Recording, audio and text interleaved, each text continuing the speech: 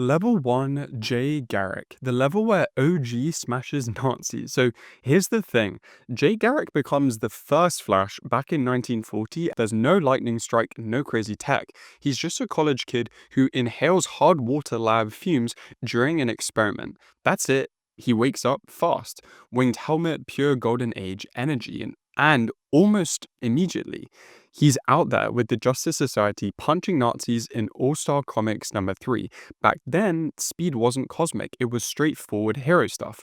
At first, Jay's speed is simple. He outruns cars, dodges bullets, crosses states in minutes. But here's what's wild. He doesn't disappear when comics evolve. He survives everything. He even outruns Black Adam across continents, survives reality breaking in 0 hour, and somehow never turns evil.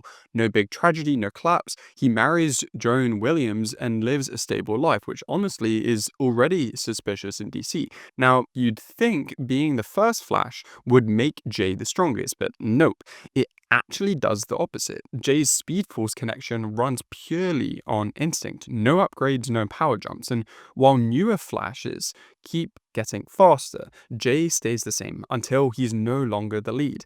That's why he's down here at level 1. Jay isn't peak, his feet stay grounded, his limits stay real, and time keeps moving past him. Even in Flash Forward number 6, he's still around, mentoring, not racing. Moving to level 2, entering the corporate world. Level 2, Jesse Quick. At level 2, we have the CEO of Quick Start Enterprises. So Jesse Chambers doesn't get her powers from an accident, she inherits them.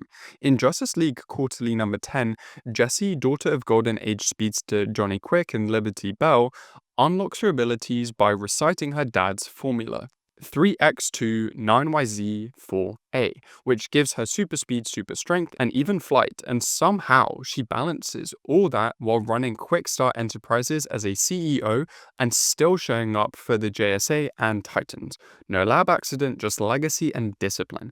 Once Jessie masters the formula, she becomes insanely versatile. She sprints across cities in seconds, flies at supersonic speeds, and punches straight through steel. She fills Flash-level gaps during Infinite Crisis number 4, leads Titans missions in Titans number 23, and survives Speed Force overloads that would wreck other speedsters. She's not flashy, she's efficient. The kind of hero who shows up when everything's already on fire. Then, Johnny Quick dies as a villain. Suddenly, Jessie isn't carrying a legacy, she's repairing one alone. You'd think the formula gives her control, but actually it caps her because chanting math keeps her from fully transcending the Speed Force. Against reality breakers, she hits a ceiling. That's why Jessie lands here. She's powerful, reliable, and elite, yes, but like Jay, she becomes the backup. Still alive, still active, proving legacy isn't about being the fastest, it's about showing up anyway. Moving to level 3, let's talk about the blueprint of all speedsters. Level 3 scientific conduit Barry Allen. Now things change. This isn't just speed anymore. In Showcase number 4, he's a forensic scientist when lightning strikes his lab, hits a shelf of chemicals, and boom, the Silver Age Flash is born. Red suit, lightning crackling everywhere. But here's what makes Barry different. He doesn't feel his powers out, he studies them, like a crime scene. Phasing, vibrations, time travel. Barry treats speed like a formula he can solve, and once he cracks the code, things spiral fast. He starts thinking in attoseconds. He phases straight through walls. He races Superman to the edge of the galaxy. He evacuates entire cities in the middle of nuclear explosions. Barry isn't just fast, he's precise. He even outruns the Anti-Monitor's cannon during Crisis on Infinite Earths number 8 and runs endless laps around Earth to disperse cosmic threats. At this point, speed isn't movement anymore, it's damage control for reality. But Barry's life isn't clean. His mother's murder by Reverse Flash breaks something in him.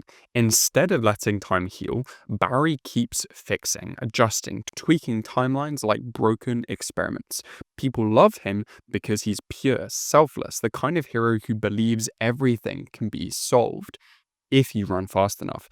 You'd think Barry's intelligence makes him unstoppable, but actually it makes him dangerous to himself. In Crisis on Infinite Earths, Barry realizes the only way to stop the Anti-Monitor is to die running, and he doesn't hesitate. He runs so fast, his body disintegrates, no escape plan, no combat clause. That sacrifice resets the DC universe, but it erases him. Barry redefines what speed can do, but he still uses it to protect reality, not tear us apart.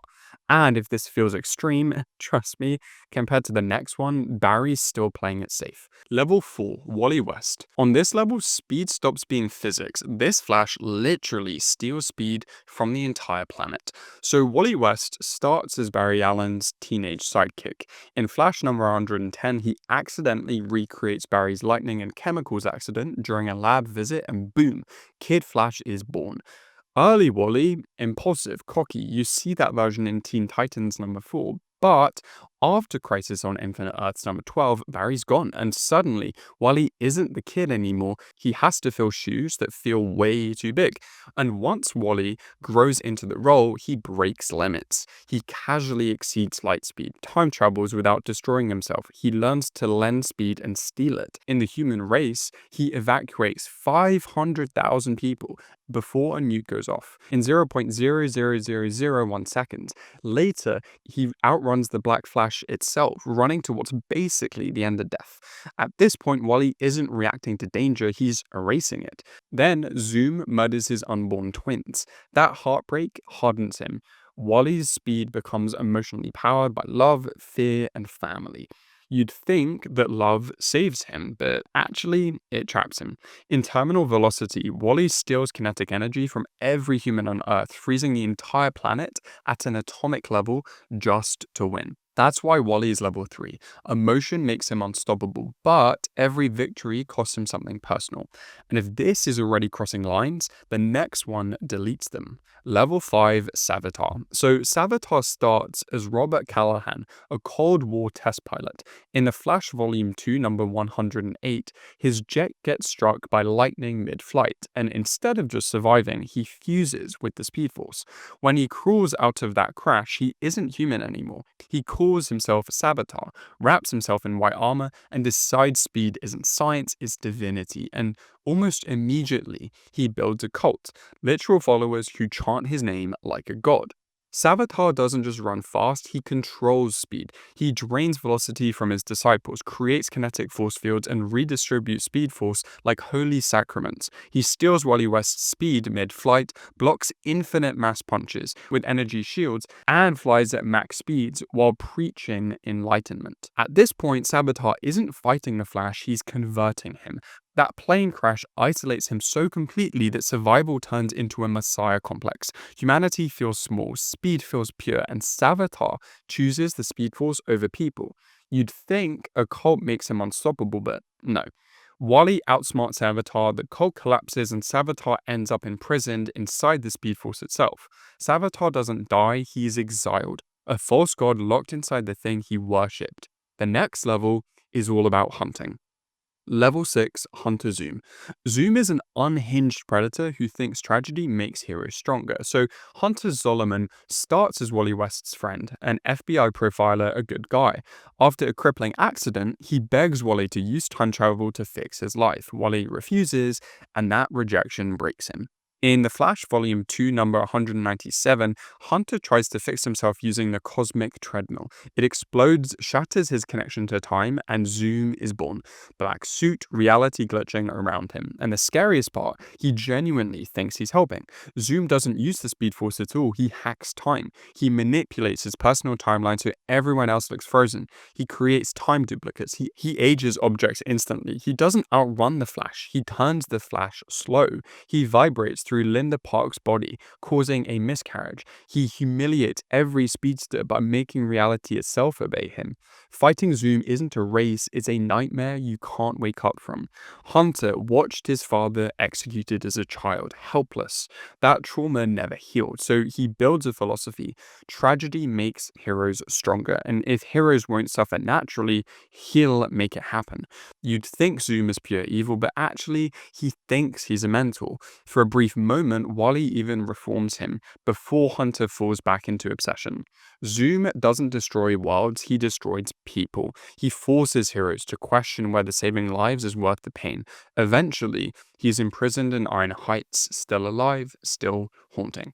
At level 7, we have one of the best speedster villains ever created. Level 7, Reverse Flash. Reverse Flash is pure hatred. Eobard Thawne starts as Barry Allen's biggest fan, like biggest. In The Flash number 139, this 25th century scientist recreates Barry's lightning accident after studying him at the Flash Museum. But instead of becoming a hero, something goes wrong. The negative speed force ignites. Yellow Suit corrupted lightning.